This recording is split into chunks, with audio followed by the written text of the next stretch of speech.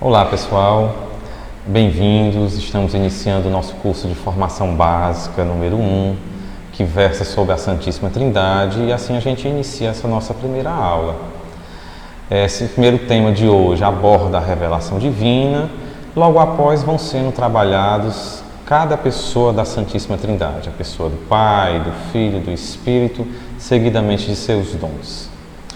Iniciando essa questão da revelação divina, é importante salientar que essa revelação se dá por iniciativa própria de Deus.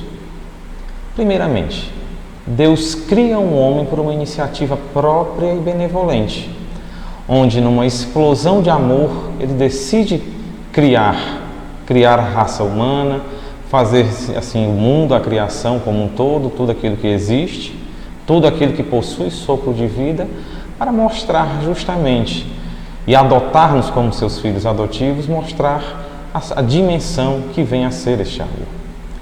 Falarmos em revelação divina significa também tentar perceber o que é Deus, porque não conseguimos. Aquilo que a gente conseguir expressar, manifestar ou comunicar revela apenas aquilo que a nossa razão, que a nossa mente ou que a nossa imaginação abarca. O homem não abarca a Deus. É muito simples assim. Então, aquilo que a gente tentar exprimir não quer dizer que Deus seja daquela dimensão. Muito pelo contrário, qualquer tentativa de dimensionamento de Deus, da sua pessoa, da sua graça, da sua ação, de quem Ele é meramente uma tentativa imanente, revela minimamente aquilo que a gente tenta alcançar, ou seja, a gente só alcança aquilo que aonde o nosso braço chega. A revelação de Deus vai muito mais além, entra na dimensão do mistério. Não é errado a gente perceber, a gente se render à dimensão do mistério. Mas, ao mesmo tempo, a gente também não precisa ficar perdidos numa visão meramente abstrata, metafísica, que vem a ser Deus. Deus age na concretude, Deus age no ordinário, Deus age no dia a dia.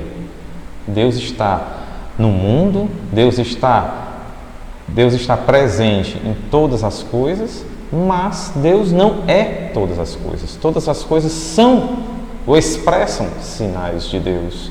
E Deus age também nas nossas vidas, cada um pessoalmente na nossa história, assim como atuou na história da salvação. Por isso, o homem criado por Deus na sua essência é um ser religioso. É um ser que, por ser criado por Deus e conter este germe divino, é como se fosse um imã que atrai e que se sente atraído por esse Deus, seu Criador. Já dizia isso muito bem Santo Agostinho. Só que esta busca por Deus muitas vezes se perde no meio do caminho e a gente acaba seguindo por outras trilhas, outras dimensões que podem até nos trazer sensações que nos confundem, pensando que Deus ali está. Porque Deus é, acima de tudo, paz, alegria, saúde, vida plena, felicidade. Mas é algo que não passa. É algo que não é frágil, é algo que não é superficial, não é de plástico. E a gente não pode se contentar num ciclo de retroalimentação de pseudo-sensações, de pseudo-felicidades, questões mais efêmeras e achar que Deus ali está.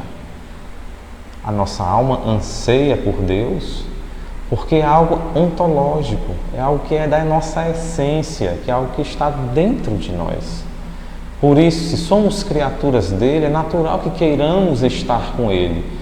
É natural que nós só nos sintamos plenos, inteiros, quando estivermos em sua presença, quando estivermos em contato com a sua divindade, com a sua magnitude. E esse é o grande dilema do homem. O homem criado, o homem que obteve a revelação divina, que se consumou em Jesus Cristo, mas não terminou. Ela precisa ser atualizada, ela precisa ser explicada, ela precisa responder aos desafios atuais que o próprio homem cria. O homem muitas vezes se perde. e tantas vezes se isola em si mesmo, ou entre os seus, buscando autoafirmações e escondendo-se, assim como Adão e Eva fizeram quando pecaram, buscando, reconhecendo-se nus, acabam por se escondendo de Deus. Tá? Bom, Deus se comunica com o homem e é capaz da gente perceber pela razão a existência dele, a existência de Deus, pela criação. Basta a gente entender a dinâmica, o mecanismo do respirar, do sol, da lua, tá? do todo alvorecer, entardecer, anoitecer, do funcionamento do nosso corpo, da toda a dinâmica das cadeias alimentares, da própria natureza. A gente percebe pela criação a existência de Deus. Mas, lá mesmo no livro de Gênesis, quando ele diz toda a criação que se faça, que se construa, tudo ele diz que aquilo é bom, já mostra a benignidade da criação de Deus para toda a criação. Mas numa única vez, ele diz, e ele fala isso no plural: façamos o homem a nossa imagem e semelhança. Lá no livro de Gênesis, no capítulo 1, no versículo 26, isso fica muito claro. É o primeiro sinal, é a primeira prefiguração de que Deus não é um só, de que Deus é comunidade, de que Deus é relacionamento.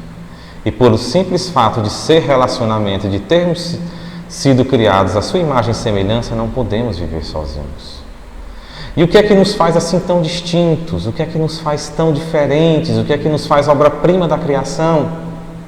Justamente essa capacidade, essa alma imortal, essa capacidade da inteligência e da vontade, essa possibilidade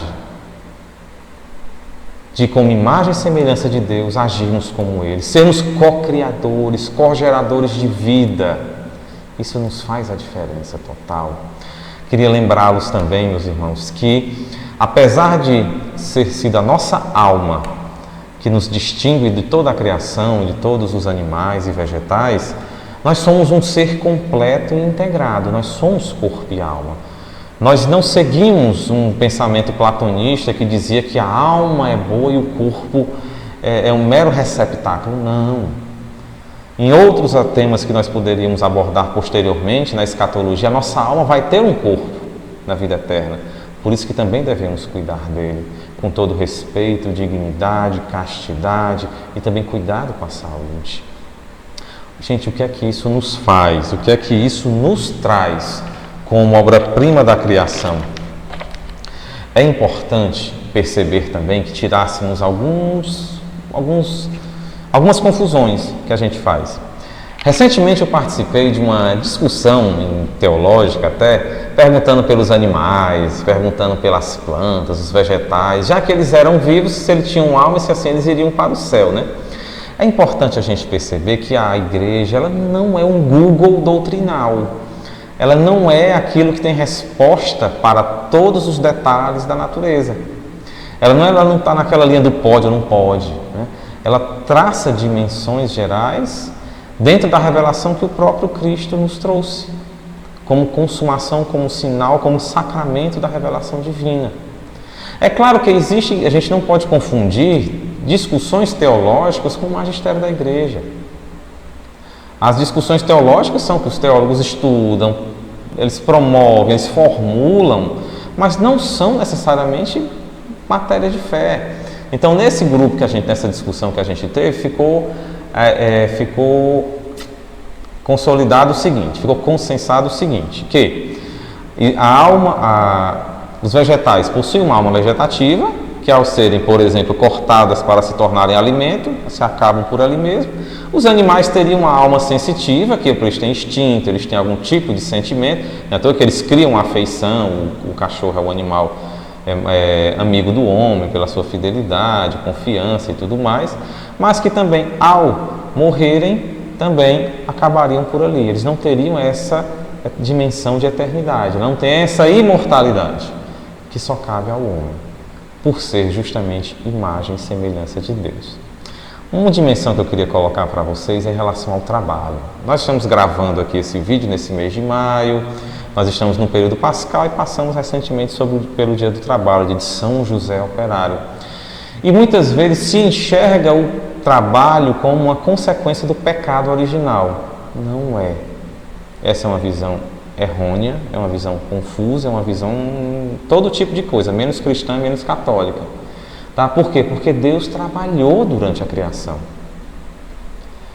Deus estava ali, e quando Deus, a primeira vez que se usa o verbo produzir, já no primeiro capítulo, em que diz, produza a terra os frutos e tudo mais, para que possa justamente fazer arvorecer, e já pensando no homem, porque toda a criação foi feita direcionada para o homem.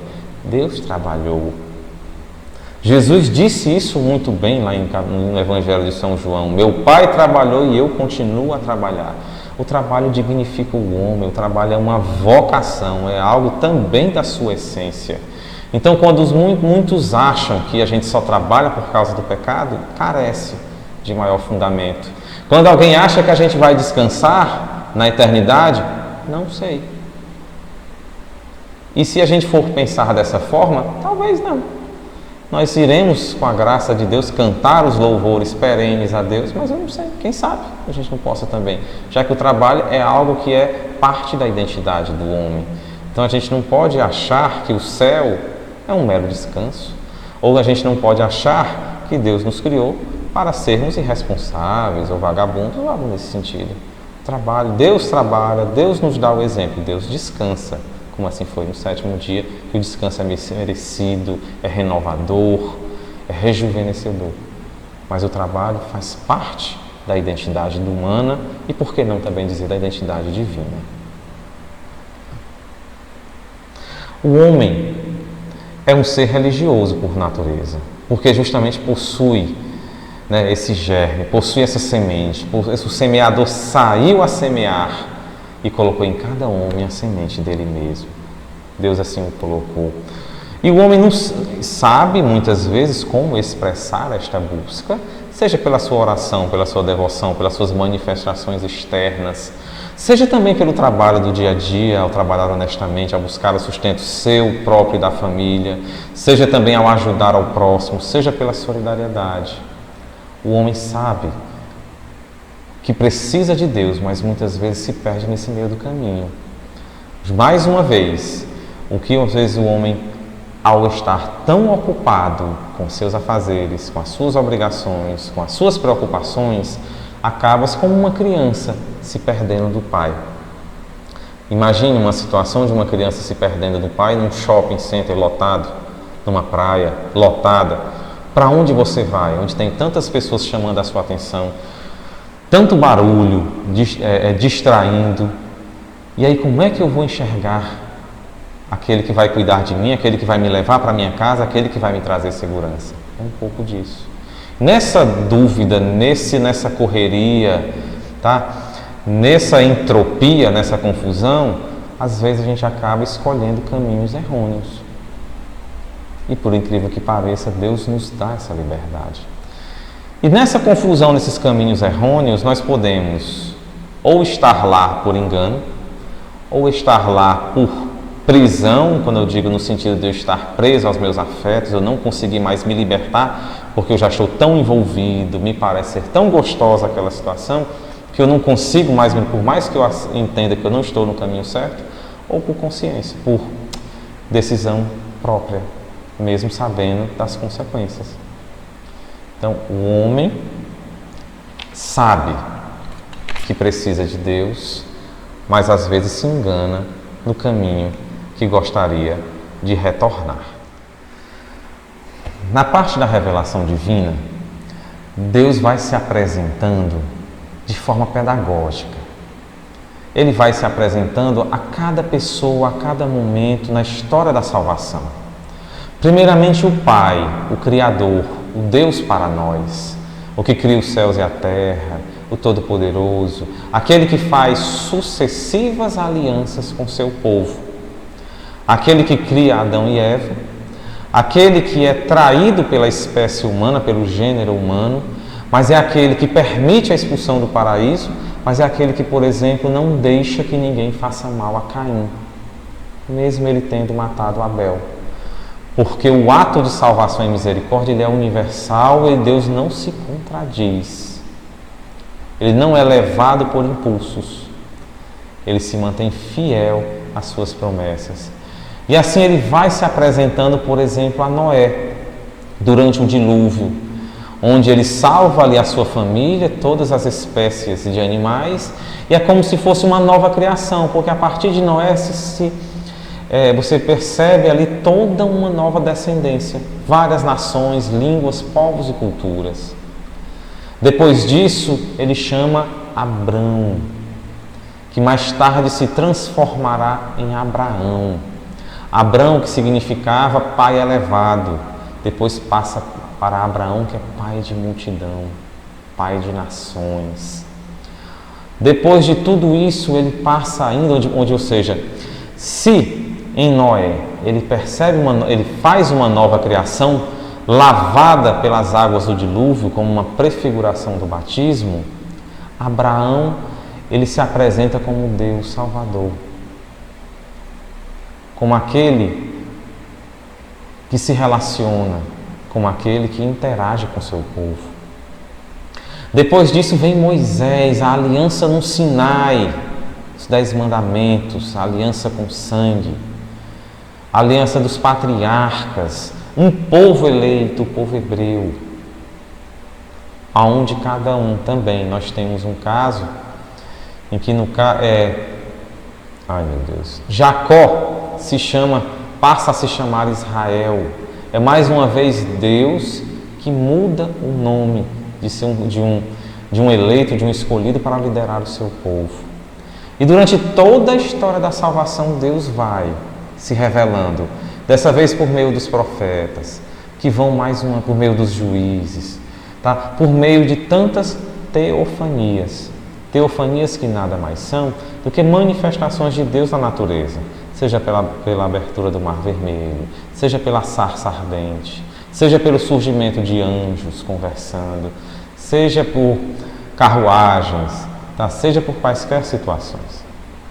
Então é assim que Deus vai se apresentando, se revelando, se comunicando ao longo da história da salvação. Isso por quê? Porque a humanidade, ela é pendular. Ela continua repetindo seus mesmos problemas, suas mesmas contradições, suas mesmas confusões.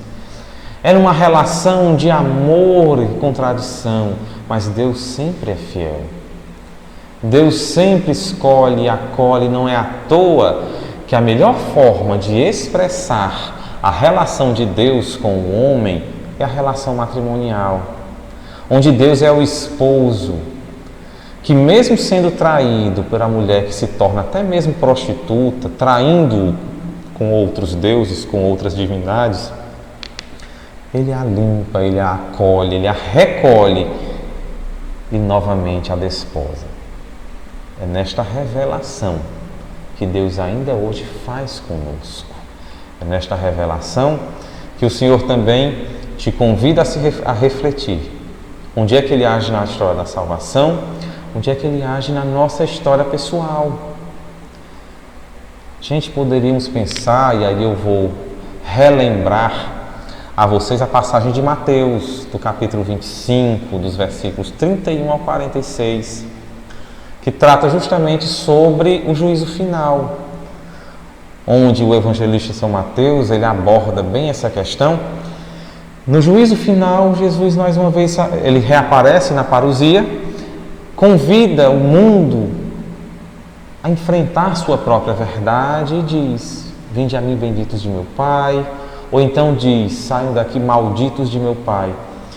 E naquela confusão toda ele diz onde é que ele estava presente: no nu, no preso, no doente, no pobre, no excluído, no marginalizado, no diferente, naquele que precisa do nosso amor. Muitas vezes a gente fala em tolerância. Tolerância não deveria ser nenhum vocábulo cristão, deveria ser aceitação. Porque imagina se Deus fosse meramente tolerante conosco. Deus não é tolerante conosco, Deus é amoroso conosco. Deus não só nos aceita, Deus nos ama como nós somos, apesar das nossas contradições. E o grande detalhe e a grande lição que poderíamos ter e refletir, inclusive ao longo desta semana de oração, é onde é que eu e você podemos ser instrumentos da revelação de Deus na vida de tantas pessoas que estão ao nosso redor, da nossa família, dos nossos colegas de trabalho, dos nossos colegas de aula, dos nossos vizinhos, dos desconhecidos que Deus nos coloca diante de uma situação, que nós poderíamos ser também esse instrumento da revelação. Deus nos criou sem nós, mas não quer nos salvar sem nós. Ele gosta, Ele quer ter essa participação, essa corresponsabilidade, essa cocriação, esse co-companheirismo na minha, na sua e na salvação de todos nós. Nesse contexto da revelação divina, a gente, como bem que eu já coloquei, a revelação foi consumada quando o próprio Jesus disse na cruz: tudo está consumado. Mas mesmo assim ele ressuscita, passa 40 dias com seus apóstolos antes de ascender ao céu. A gente usa esse termo 40 dias, que é tão próprio, tão comum na Bíblia, 40 anos no deserto, né? 40 anos no deserto do povo hebreu, 40 dias no deserto para se preparar para o seu ministério, 40 dias, ou seja, era todo o tempo necessário, era toda uma geração, é todo um tempo próprio, completo e perfeito para que se aprendesse. Ou seja, Jesus voltou ressuscitado para ensinar aos seus apóstolos a como enculturar, a como repassar, a como revelar a própria revelação divina, que era a pessoa dele. E isso a gente vai trabalhando ao longo das próximas aulas. E isto acontece ainda hoje, por meio da igreja. Gente, a palavra não acabou apenas na Bíblia. O próprio Evangelho de São João, o último versículo, fala bem sobre isso. E Jesus falou tantas outras coisas que, se a gente fosse colocar, nem o livro da terra teria condições de caber. Trocando em palavras, isso que eu falei. Então, por isso, gente, a revelação continua. A revelação continua porque ela precisa ser atualizada, porque os problemas se repetem, ou então o homem é um ser inovador em criar problemas para si e criar problemas que acabam afastando-nos de Deus. Por isso, gente, que a revelação traz, a partir da palavra escrita, que é a própria Bíblia, os 73 livros, a partir também da palavra oral, que seja a tradição apostólica, que foi trazida pelos apóstolos e por seus sucessores, os santos padres, os bispos, que é um grande material e maravilhoso da patrística, como também o magistério da igreja, que tanto a tradição quanto o magistério da igreja expressa em diversos documentos papais, e aí isso tem como fonte única e comum a Bíblia. Mas se faz necessária essa atualização. Por exemplo, Jesus não falou em aborto, mas ele diz: eu vim para que todos tenham vida e vida em abundância. Então, se faz necessário pegar esta e tantas outras palavras para mostrar que não podemos ser a favor do aborto, não podemos ser a favor de métodos anticoncepcionais artificiais, porque todos têm direito à vida. E aí ou inclusive não podemos aceitar a eutanásia. Não podemos simplesmente ficar de braços dados com essa epidemia de atentados contra a própria vida que a gente vê principalmente nos jovens, que sentem falta de um sentido de vida. E Jesus disse: eu vim para que todos tenham vida, e não só tenham vida, não vegetem, tenham em abundância. Então se faz presente cada vez mais. Destaco ainda, após esse próprio magistério do Papa Francisco, a acessibilidade da linguagem desses documentos. Eu os estudei como teólogo, mas agora eles estão muito mais acessíveis. É como se fosse alguém, ele próprio, falando para cada um de nós. Uma palavra simples é como se a gente, É como se ele falasse a cada um, não há termos técnicos, usar realmente ali o cheiro de ovelha, aonde cada cristão, com maior ou menor formação, com maior ou menor grau de letração, não se preocupe, vai ter acesso a uma palavra também de vida, que ali precisamos ter.